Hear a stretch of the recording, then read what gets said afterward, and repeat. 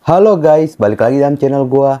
Guys, untuk video gua hari ini, gua ingin menceritakan kisah seorang pemulung sampah yang ditemukan tidak bernyawa berada di dalam tumpukan sampah. Mirisnya ditemukan fakta jika itu bukanlah kecelakaan, melainkan kesengajaan alias dibunuh. Bagaimana kisahnya? Yuk kita simak videonya.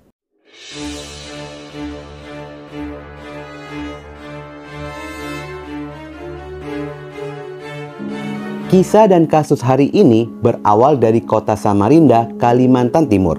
Di kota itu ada lokasi tempat pembuangan akhir atau biasa disebut dengan TPA yang berlokasi di Bukit Pinang, Jalan Pangeran Suryanata, Samarinda. Dari tumpukan sampah sebanyak itu, banyak sekali orang yang menggantungkan hidupnya dengan mencari dan mengais rejeki dari sana dengan cara mencari barang-barang bekas yang akan mereka ambil lalu dijual kembali. Salah satunya yakni seorang wanita bernama Hasanah berusia 52 tahun. Pada hari Rabu tanggal 28 Desember 2022 sekitar jam 1 dini hari, Hasanah pergi ke TPA untuk mencari sisa-sisa sampah, lalu dia pun pergi diantar oleh sang suami. Di lokasi TPA itu, Hasanah bertemu dengan Herman, di mana Herman merupakan rekan kerja dari Hasanah ketika sedang mencari sampah di lokasi tersebut. Awalnya mereka bersama-sama mencari sampah, namun tidak berselang lama Herman memutuskan untuk pindah lokasi yang lokasinya agak berjauhan dengan Hasanah. Setelah selesai mencari sampah, Herman pun segera datang ke lokasi awal, namun tidak menjumpai Hasanah di sana. Awalnya Herman berpikir jika Hasanah sedang beristirahat. Waktu pun terus berlalu hingga memasuki jam 7 pagi. Herman pun bergegas kembali ke rumahnya dan Herman pun tidak pernah berjumpa lagi dengan Hasanah. Anak pertama dari Hasanah yang bernama Ahmadi memiliki kebiasaan saat memasuki jam 18.00 sore harinya, dirinya selalu menjemput Hasanah ibunya. Namun setelah menunggu, sang ibu pun tidak kunjung datang. Ahmadi mencoba mencari dan bertanya kepada warga sekitaran. Namun pada hari itu, tidak ada satupun yang melihat keberadaannya. Lantaran merasa khawatir dengan kondisi sang ibu, Ahmadi pun memutuskan untuk melaporkannya kepada pihak kepolisian, petugas damkar, dan relawan. Diketahui jika suami dan anak Hasanah bekerja sebagai petugas kebersihan di Dinas Kebersihan dan Pertamanan Kota Samarinda. Saat malam tiba, di sana Herman akan bekerja.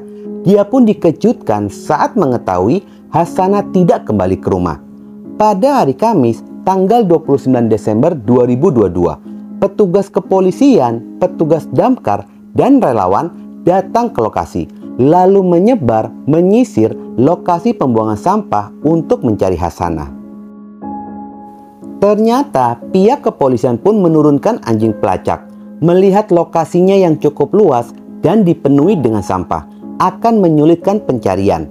Sesaat para petugas mencari, tepatnya pada jam 9 pagi. Petugas berhasil menemukan Hasanah di sekitaran semak-semak di balik gulungan kasur yang dipenuhi dengan sampah. Korban ditemukan dengan posisi telentang namun agak sulit dikenali lantaran banyaknya sampah. Dan mirisnya, mulut korban disumpal menggunakan kerudung yang dimana kerudung itu adalah milik korban. Melihat kondisi korban, kuat dugaan jika korban merupakan korban pembunuhan lantaran ditemukan adanya bekas kekerasan fisik pada tubuh korban. Tubuh korban pun segera dievakuasi ke RSUD AW Syarani Samarinda guna memastikan penyebab kematian dari korban. Pada hari itu pun, polisi sudah memeriksa 5 orang saksi yang terkait dengan korban guna mencari petunjuk pada kasus ini. Polisi meminta publik untuk bersabar menunggu hasil pemeriksaan dari forensik. Pada hari Rabu, tanggal 4 Januari 2023, berdasarkan hasil forensik, jika tubuh korban ditemukan ada beberapa luka pada tubuhnya, di mana kuat dugaan luka itulah yang mengakibatkan korban meninggal dunia dan menguatkan jika korban merupakan korban pembunuhan. Lantaran minimnya petunjuk dan saksi, polisi pun mulai menyisir CCTV yang berada di beberapa lokasi guna bisa mengkerucutkan kepada pelaku pembunuhan. Serta polisi pun melacak ponsel korban yang saat korban ditemukan, ponsel itu pun tidak ditemukan. Usaha penyelidikan polisi sedikit adanya titik temu saat polisi berhasil melacak sinyal ponsel milik korban dan polisi segera mengetahui keberadaannya.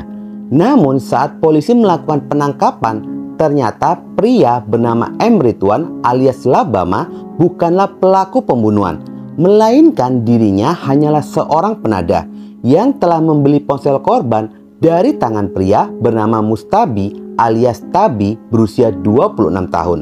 Penadah itu pun membeli ponsel seharga 1,3 juta yang dimana uang itu akan digunakan untuk biaya tiket pesawat menuju Kendari. Setelah polisi melakukan pelacakan, diketahui jika Tabi merupakan warga Kelurahan Anggoya, Kecamatan Poesia, Kota Kendari, Sulawesi Tenggara. Pihak kepolisian pun segera melakukan pengejaran. Namun saat polisi melakukan pengecekan dan pelacakan daftar nama penumpang, polisi tidak menemukan adanya daftar penumpang atas nama Mustabi alias Tabi, dan polisi pun kehilangan jejaknya. Tetapi polisi segera menyebarkan tim untuk memblokir keluar masuk kota Kendari menuju ke beberapa kota atau daerah yang berdekatan dengan Kendari. Ternyata usaha polisi pun sangat efektif ketika polisi mendapatkan informasi jika terduga pelaku berada di Pelabuhan Kendari, di mana dia akan menumpang kapal menuju Bau-Bau Buton. Polisi pun berhasil mengamankan Mustabi. Ternyata pelaku ini pun merupakan rekan kerja dari korban, dan keduanya sudah saling mengenal lantaran sama-sama bekerja sebagai pemulung di TPA Bukit Pinang. Dari hasil interogasi polisi diketahuilah jika pelaku merasa sakit hati dan tersinggung dengan saran yang diutarakan oleh korban dengan menyuruhnya untuk menceraikan sang istri. Kisah bermula ketika Mustabi akan berangkat bekerja. Sempat terjadi keributan rumah tangga di antara pelaku dan istrinya. Setelah dari pertengkaran itu, pelaku pun berangkat bekerja.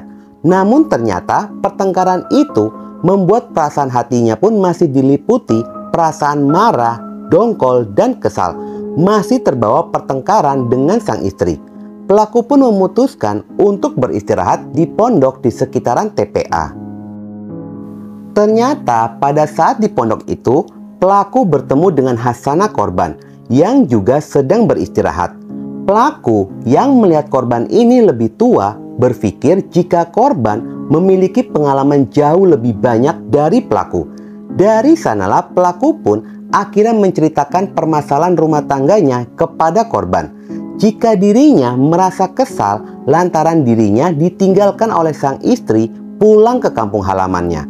Pelaku mencurahkan isi hatinya berharap adanya solusi. Namun kenyataannya jauh dari harapan.